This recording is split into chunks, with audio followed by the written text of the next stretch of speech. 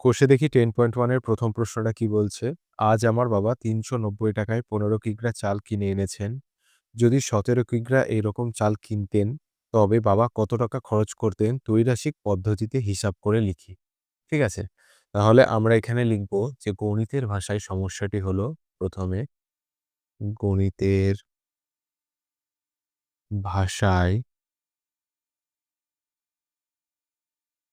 সমস্যাটি হলো,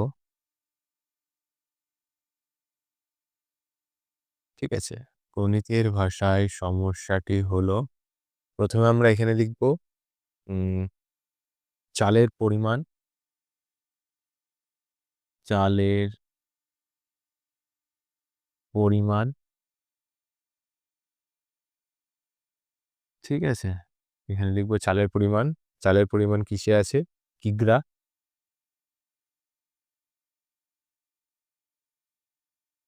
ঠিক আছে? প্রথমে আমরা লিখলাম চালের পরিমাণ আর এইদিকে লিখব দাম, ব্র্যাকেটে টাকা, ঠিক আছে? তাহলে প্রশ্নে কি বলছে? ৳৩৯০ য় ১৫ কিগ্রা চাল কিনেছেন। তাহলে এখানে হচ্ছে চালের পরিমাণ ১৫ কিগ্রা, তার দাম কত? ৳৩৯০। তাহলে ১৫ কিগ্রা চালের দাম ৳৩৯০ যদি হয়, তাহলে ১৭ কিগ্রা চালের দাম কত হবে? তো ১৭ কিগ্রা চালের দাম কত হবে এটা আমাদেরকে ত্রৈমাসিক পদ্ধতিতে বের করতে হবে। তাহলে আমরা এখানে কি দেখতে পাচ্ছি? চালের পরিমাণ প্রথমে ছিল ১৫ কিগ্রা, এখন হয়েছে ১৭ কিগ্রা। তার মানে চালের পরিমাণ বেড়েছে। চালের পরিমাণ যদি বাড়ে তাহলে দামও নিশ্চয়ই বাড়বে। সেটাই লিখব আমরা এখানে। যেহেতু চালের পরিমাণ যেহেতু চালের পরিমাণ বেড়েছে, তাই দামও বাড়বে। সুতরাং এই সম্পর্কটা কি হবে? চালের পরিমাণ বাড়ছে, তার সঙ্গে, সঙ্গে দামটাও বাড়ছে। তাহলে সম্পর্কটা নিশ্চয়ই সরল হবে। সুতরাং সম্পর্কটি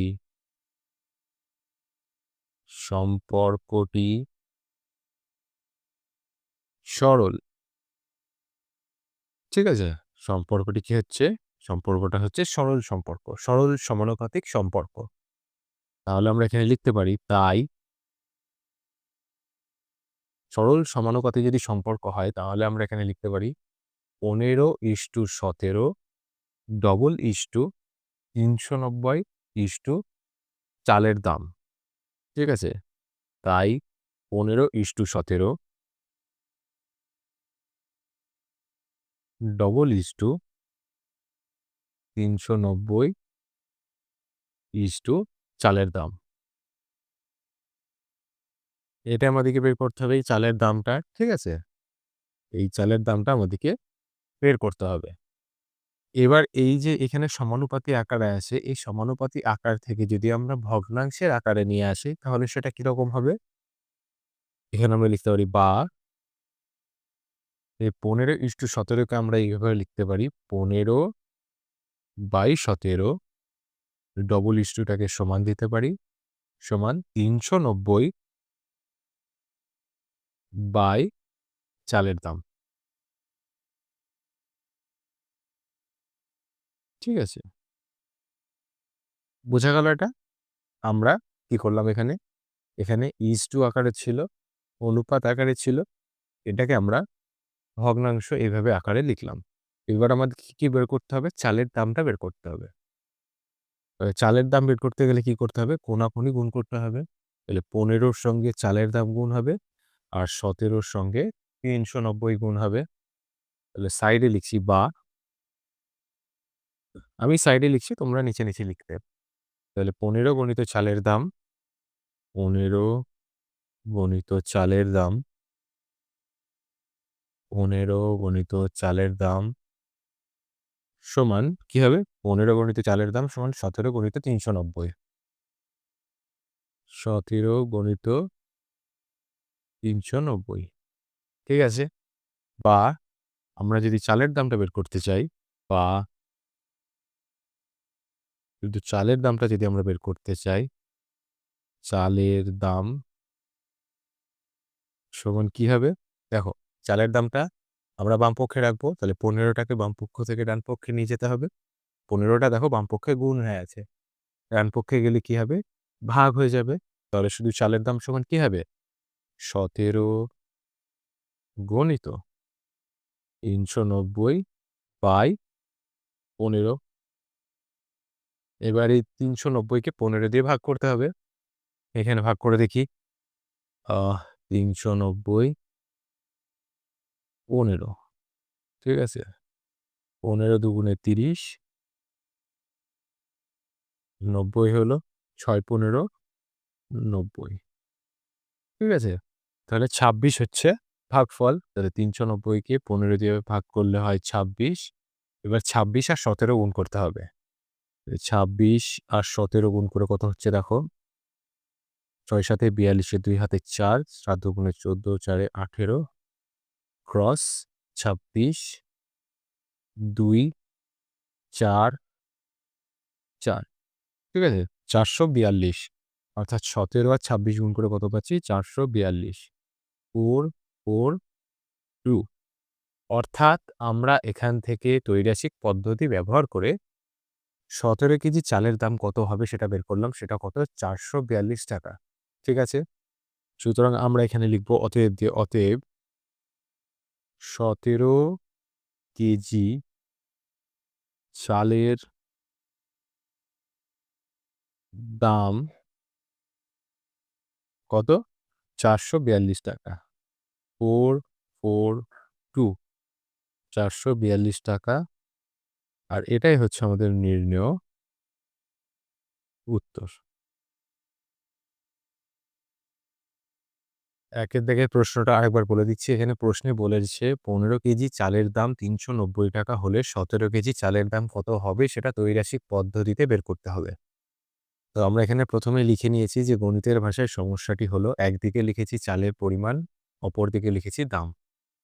যখন চালের পরিমাণ ১৫ কেজি তখন তার দাম হচ্ছে ৳৩৯০। তাহলে যখন চালের পরিমাণ ১৭ কেজি হবে তখন সেক্ষেত্রে ওই চালের দাম কত হবে সেটা বের করতে হবে। এখানে আমরা কি দেখতে পাচ্ছি? চালের পরিমাণ ১ম এ ছিল ১৫, এখন বেড়ে হয়ে গেল ১৭। অর্থাৎ চালের পরিমাণটা বাড়লো। তাহলে চালের পরিমাণ যদি বাড়ে আমরা জানি সেই চাল কিনতে গেলে আমাদেরকে বেশি টাকা দিতে হবে। একদম ঠিক। তাহলে এখানে চালের পরিমাণ বাড়ছে, তার সঙ্গে, সঙ্গে দামটাও বাড়ছে। অর্থাৎ সম্পর্কটা কি হবে? সম্পর্কটা সরল সম্পর্ক, সরল সমানুপাতি সম্পর্ক। তাই আমরা এখানে লিখেছি ১৫:১৭ 390 চালের দাম। ঠিক আছে? তাহলে ১৫:১৭ 390 চালের দাম। এটা হচ্ছে একটা অনুপাতিক রূপ। এই আনুপাতিক রূপ থেকে আমরা কি করব? এটাকে ভগ্নাংশের রূপে নিয়ে আসব। তাহলে ভগ্নাংশের রূপে কি হবে? ১৫/১৭ = ৩৯০ বাই চালের দাম। এবার এই চালের দামটা যদি আমাদেরকে বের করতে হয়, তাহলে কি করতে হবে? কোনাকুনি গুণ করতে হবে। তাহলে ১৫ গণিত চালের দাম সমান ১৭ গণিত ৩৯০। ঠিক আছে? তাহলে ১৫ সঙ্গে চালের দাম গুণ হলো আর ১৭ এর সঙ্গে ৩৯০ গুণ হলো। তাহলে শুধু চালের দাম যদি বের করতে হয়, তাহলে এই ১৫ টাকে কি করতে হবে? বামপক্ষ থেকে ডান পক্ষে নিয়ে যেতে হবে। বামপক্ষে দেখো চালের দামের সঙ্গে ১৫ টা গুণ হয়ে আছে। ডান পক্ষে নিয়ে গেলে কি হবে? এটা ভাগ হয়ে যাবে। তাহলে চালের দাম সমান কি হবে? ১৭ গুণিত ৩৯০ বাই ১৫। এবার ৩৯০ কে ১৫ দিয়ে ভাগ করে কত পাচ্ছি?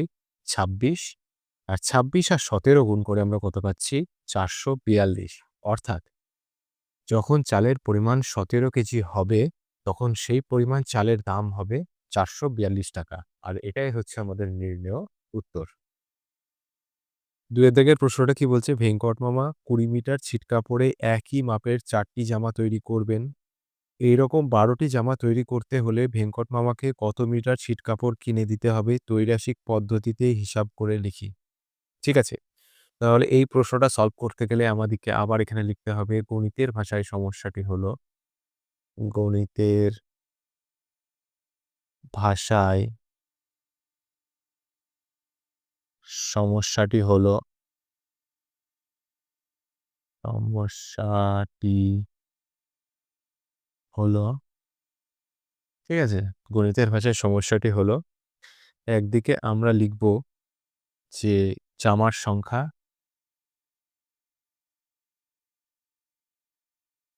জামার সংখ্যা ব্র্যাকেটে টি যে কতগুলো জামা। আর একদিকে লিখব কাপড়ের পরিমাণ। কাপড়ের পরিমাণ।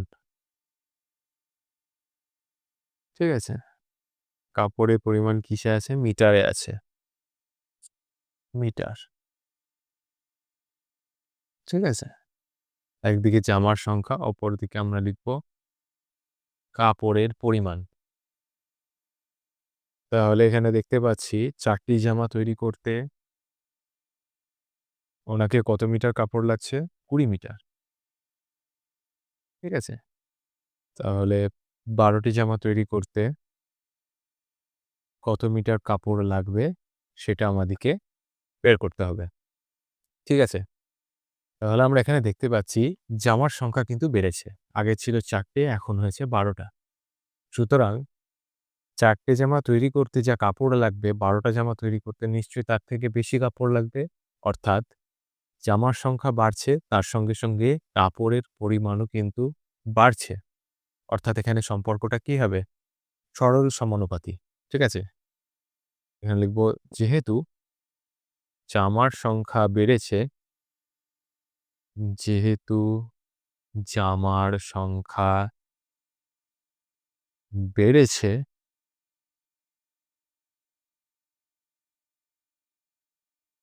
তাই কাপড়ের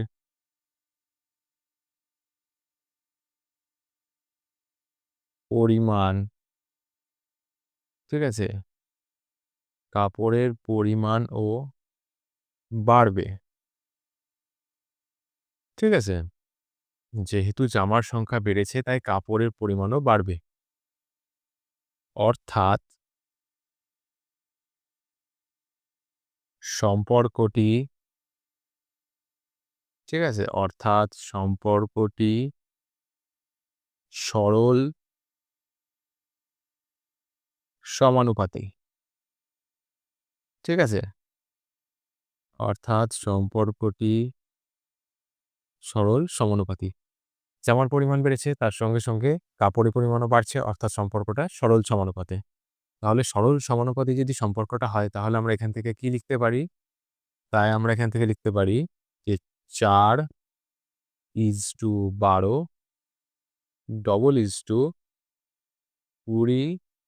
20 কাপড়ের পরিমাণ। ঠিক আছে?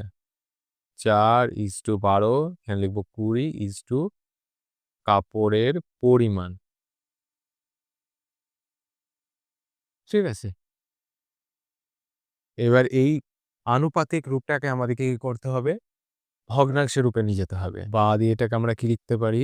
ভগ্নাংশের রূপে ৪/১২ = ২০ এখানে কাপড়ের পরিমাণ না লিখে শর্টে কাপড় লিখছি। ঠিক আছে? তাহলে বা কোনাকুনি গুণ করব। ৪ × কাপড় ৪ × কাপড় = ২০ × ১২।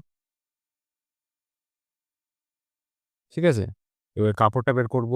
তাহলে ৪ টাকে বাম পক্ষ থেকে ডান পক্ষে নিয়ে যেতে হবে। গুণ আছে ভাগ হয়ে যাবে। সাইডে লিখছি বা কাপড় সমান কি হবে? ২০ × ১২/৪ ২০ × ১২/৪ ৪ ৩ ১২ ৩ ২০ ৬০। ঠিক আছে?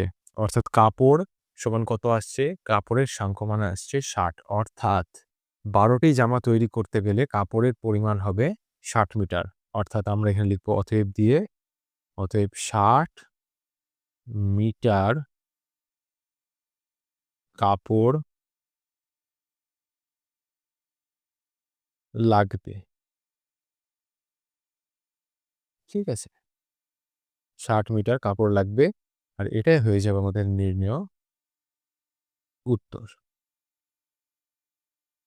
২ দাগের প্রশ্নটা আরেকবার বলে দিচ্ছি। এখানে প্রশ্নে বলেছে ৪ টি জামা তৈরি করতে ২০ মিটার কাপড় লাগলে ১২ টি জামা তৈরি করতে কত মিটার কাপড় লাগবে সেটা আমাদেরকে ত্রৈরাশিক পদ্ধতিতে বের করতে হবে।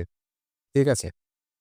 তাহলে আমরা এখানে ১ম এ লিখেছি গণিতের ভাষায় সমস্যাটি হলো যে একদিকে লিখেছি জামার সংখ্যা, অপরদিকে লিখেছি কাপড়ের পরিমাণ। যখন জামার সংখ্যা হয় ৪ টি তখন কাপড় লাগে ২০ মিটার। তাহলে যখন জামার সংখ্যা হবে ১২ টি তখন কত পরিমাণ কাপড় লাগবে বা কত মিটার কাপড় লাগবে?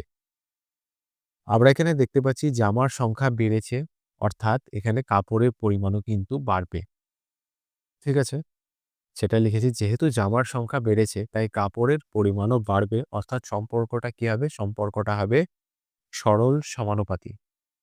যদি এই সম্পর্কটা সরল সমানুপাতি হয় তাহলে আমরা এখানে কি লিখতে পারি? 4:12 20:20 কাপড়ের পরিমাণ। সেটাই লিখেছি 4:12 20:20 কাপড়ের পরিমাণ। এবার এখানে আমরা কি করেছি? আনুপাতিক রূপ থেকে ভগ্নাংশের রূপে ট্রান্সফর্ম করেছি।